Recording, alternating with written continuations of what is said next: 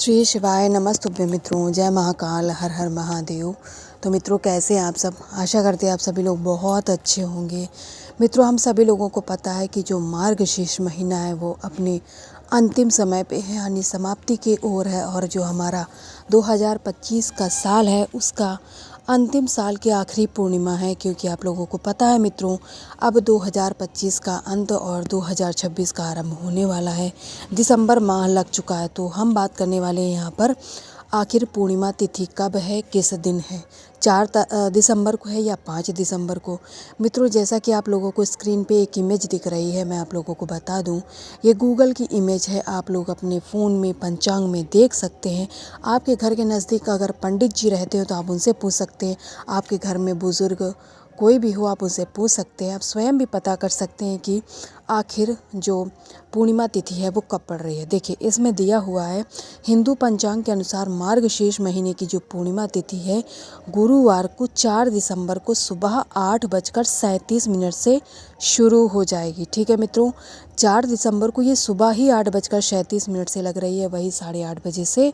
और शुक्रवार को यानी 5 दिसंबर को सुबह 4:43 तक रहेगी।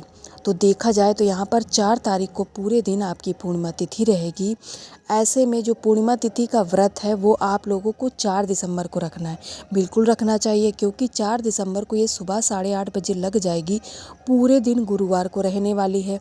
तो आप व्रत भी कर सकते हैं, उपाय भी कर सकते हैं, पूजा पाठ दान जो भी व्यक्ति अपने सामर्थ्य के अनुसार करता है, श्रद्धा के अनुसार करता है, वो सभी कार्य वो शुक्रवार को के दिन कर सकता है, गुरुवार के दिन कर सकता है। लेकिन अगर वो 5 दिसंबर को और शुक्रवार को व्रत करेगा तो 5 दिसंबर को तो ये सुबह 4:43 पे ही समाप्त हो जाएगी, पहुंच ही नहीं रही। तो आप करेंगे कैसे? और वैसे भी उदया तिथि के अनुसार जो समय निकलता है मित्रों, वही हमारे लिए उत्तम होता है, चाहे उपाय करना हो चाहे व्रत करना हो। पूज्य गुरु जी ने भी आपको गुरुवार के दिन यानी 4 दिसंबर के दिन पूर्णिमा तिथि मनाने के लिए, व्रत करने के लिए बताया है। तो मित्रों, आप लोगों को जो भी हमारे घर की माताएं बहनें व्रत करने वाली हैं वो 4 दिसंबर यानी गुरुवार के दिन व्रत करेंगी। उसी दिन जिसे दान करना है वो दान करेगा, और जो भी पूर्णिमा तिथि के कार्य होते हैं वो सभी कार्य आपको 4 दिसंबर गुरुवार के दिन संपन्न कर लेने। मैं आशा करती हूँ आप लोगों को पहला जवाब मिल चुका है, यानी कि हमें आखिर 4 दिसंबर को रहना है या 5 दिसंबर को। अब यहाँ पर हम छोटे छोटे 3 उपायों की बात करेंगे जो कि आपको पूर्णिमा तिथि पे करने हैं। सबसे पहला उपाय सभी को करना चाहिए, क्योंकि आजकल चाहे बच्चों की मेमोरी हो या बड़ों की मेमोरी हो, यानी जो याददाश्त है बहुत कमज़ोर होती, मेरी स्वयं की है।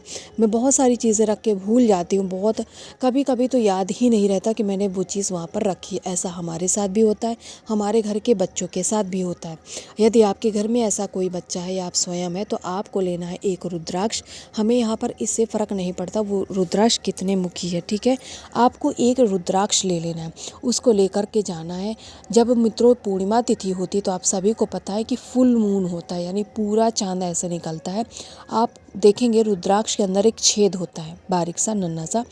आपको इस रुद्राक्ष को लेकर के जाना है फुल मून, यानी जहाँ पर हमारी छत पर, छत के टेरिस में या आंगन में जहाँ पर चंद्र देवता की पूरी रोशनी लग रही हो, आप इस रुद्राक्ष को लेकर के खड़े हो जाइएगा। चंद्र देवता यानी चंद्रेश्वर महादेव जी का नाम लेकर के आपको पहले एक आँख, जैसे दूरबीन देखते हैं ना, एक आँख बंद करके एक आँख से देखते हैं, वैसे ही आपको अपनी एक आँख बंद कर लेनी है और दूसरी आँख से उस रुद्राक्ष के छेद से कम मित्रों 1 मिनट तक आपको पहले राइट हैंड या लेफ़्ट कोई भी आप कर सकते हैं, एक आँख से आपको उस रुद्राक्ष के छेद से चंद्र देवता जी के दर्शन करने हैं।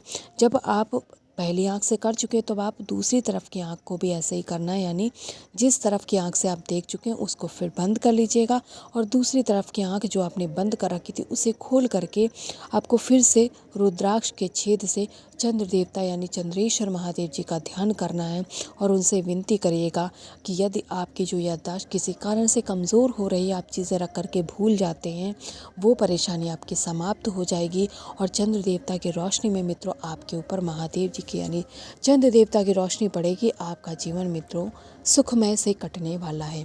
तो ये जो पूर्णिमा तिथि का पहला उपाय आप लोगों ने समझ लिया। अब हम बात करेंगे जो पूर्णिमा तिथि पे खीर बनाई जाती है, आखिर उसका क्या रोल होता है हमारी ज़िंदगी में। मित्रों, इस खीर को बनाने से मैं पहले ही बता दूं, हमारे बीच में जो आपसी कड़वाहट होती है वो इस मिठास से दूर हो जाती है। खीर बनाने के लिए ऐसा कुछ नहीं है कि अगर स्क्रीन पे आपको भर भर के ड्राई फ्रूट्स वाली खीर दिख रही है आप ऐसे ही बनाएं, बिल्कुल भी नहीं मित्रों। आप जैसे सिंपल से दूध और चावल की खीर अपने घर में चीनी डाल करके बनाते हैं, आप वैसे खीर बना लीजिएगा। सिंपल सी आपके घर की कटोरी होगी, बस साफ़ होनी चाहिए। कांच की ले सकते हैं, स्टील की ले सकते हैं, आपकी जो इच्छा हो। अगर आपका बड़ा परिवार, आप बड़े बड़े बर्तन में खीर रखना चाहते हैं तो आप बड़ा बर्तन भी यूज़ कर सकते हैं। शाम को शुद्ध आपको अपनी रसोई साफ़ करके जैसे आप खीर बनाना चाहते हैं खीर बना लीजिएगा। उस कटोरे को या कटोरी को ले जा करके आपको चंद्र देवता की रोशनी में रखना है। जी हाँ मित्रों, आप सभी लोगों को शायद ही नहीं पता होगा, आजकल के टाइम पे सभी को पता रहता है कि जो पूर्णिमा तिथि पे खीर बनाई जाती है उसका महत्व कितना ज़्यादा होता है मित्रों। ऐसा कहते हैं कि जब चंद्र देवता की रोशनी में वो खीर रखी जाती है उसकी मिठास अपने आप बढ़ जाती है। आपको जाना है चंद्रेश्वर महादेव जी का नाम लेकर के आप घर के ऐसे कोने पर या ऐसे स्थान पर रखिएगा खीर को कि ना तो हमारे घर में बिल्ली या कोई जो कुत्ता मतलब कोई भी इसे जूठा ना करे। इसलिए आपको खीर के ऊपर जो छन्नी होती है उसको रख दीजिएगा। उससे क्या होगा, कोई कीड़ा खीर में नहीं पड़ेगा और आपकी खीर भी सुरक्षित रहेगी। आपको रात्रि में रख देना है, सुबह यानी ब्रह्म मुहूर्त से पहले आपको उठ करके जाना है। उस खीर को ले आइएगा और पूरे परिवार को बड़े प्यार से पूरे परिवार को दीजिएगा प्रसाद स्वरूप में। और फिर देखिएगा कि आपके परिवार की खुशियाँ, आपसी प्रेम कितनी जल्दी बढ़ता है। 2 उपाय आप लोग समझ चुके हैं, हम तीसरे उपाय की बात करते हैं। इस उपाय को करने से मित्रों, अगर किसी व्यक्ति के शरीर में कोई रोग है, असाध्य रोग है या दर्द रहता है, कैसा भी रोग हो मित्रों, उसके लिए आज के दिन आप लोगों को लेने हैं शमी के 2 पत्ते। शमी का जो पौधा होता है उसके आप लोग 2 पत्ते आप तोड़ लीजिएगा। कलश ले लेंगे, तांबे का या स्टील का, आपकी इच्छा के ऊपर निर्भर है पूरी तरीके से। आपको लेना है, उसमें अपने घर का जल ले लेंगे। अमावस्या तिथि है, ऐसा ज़रूरी नहीं है कि गंगा जल होना ही चाहिए, लेकिन अगर आप गंगा जल का प्रयोग करते हैं तो ज़्यादा अच्छा माना गया है। कलश में डालने के बाद में आपने जो शमी का पत्ते 2 लिए हुए हैं, उन दोनों पत्तों को आपको यहाँ पर माता अशोक सुंदरी के स्थान पे वो जो शमी के पत्ते आपने लिए हैं, दोनों पत्तों को आपको बहुत अच्छे से रख देना है। कहाँ रखेंगे मित्रों? माता अशोक सुंदरी के स्थान पर।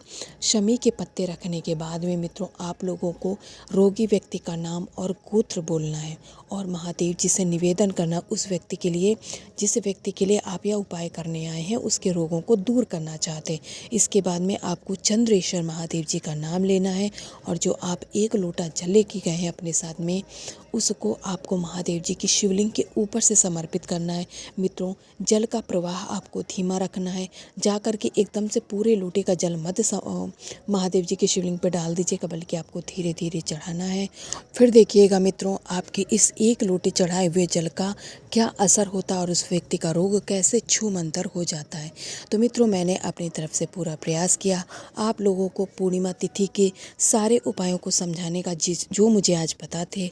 अगर आप लोगों को वीडियो थोड़ी सी भी उपयोगी लगी हो, आपके लिए लाभदायक लगी हो, तो वीडियो को लाइक और चैनल को सब्सक्राइब करके जाइएगा। साथ ही में जाते जाते हर हर महादेव लिखना नहीं भूलिएगा। श्री शिवाय नमस्तुभ्यम। जय महाकाल।